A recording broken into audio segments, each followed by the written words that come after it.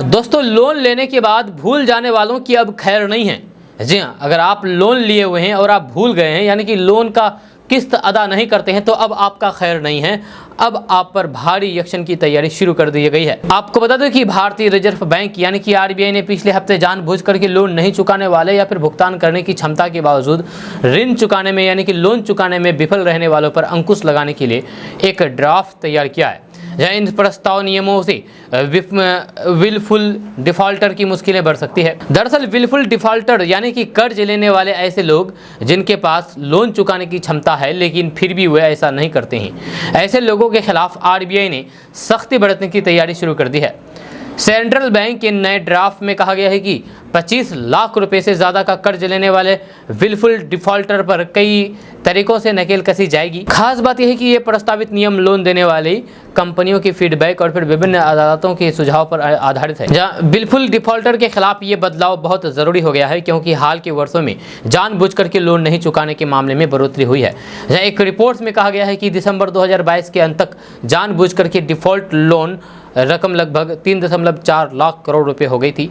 जहाँ ऐसे defaulter financial system के लिए अपराधियों के अलावा कुछ नहीं है, जहाँ क्योंकि वे उधार लेते हैं और फिर भाग जाते हैं। जहाँ चूँकि बैंक जनता के पैसे का संरक्षण है और फिर जब लोन के तौर पर उधार दिया गया पैसा वापस नहीं मिलता है तो फिर इसका खामियाजा जमाकर्ता को भुगतना पड़ता है। जानबूझ करके कर्ज नहीं चुकाने वाले संकटग्रस्त कर्जदार या फिर कारोबार दिवालिया नहीं डिफॉल्टर होना उनके लिए एक तरीका बन गया है, जिससे वे लोन नहीं चुकाने से बचने की कोशिश करते हैं। ऐसे लोग लंबे समय से कानूनी खामियों के साथ साथ धन की ताकत का उपयोग करके बैंकिंग प्रणाली को खतरे में डाल रहे हैं। ऐसे विलफुल डिफॉल्टर को लेकर के आरबीआई ने जो प्रस्ताव दिया है उसमें इन लोगों को कोई भी नया लोन देने के लिए पहले अपने पुराने एनपीए अकाउंट को सेटल करना होगा। इसके साथ ही आरबीआई ने प्रस्ताव दिया है कि किसी खाते के एनपीए होने के 6 महीने के अंदर उस पर विलफुल डिफॉल्टर का टैग लगा देना चाहिए। आपको बता दें कि जब एक बार बैंक लोन लेने वाले किसी भी व्यक्ति पर विलफुल डिफॉल्टर का टैग लगा दिया जाएगा तो फिर उसे कोई भी किसी तरीके की परेशानियों का सामना करना पड़ेगा। इसमें सबसे पहले ऐसे लोगों को बैंक या फिर वित्तीय संस्थान से कोई भी अतिरिक्त लोन नहीं मिलेगा।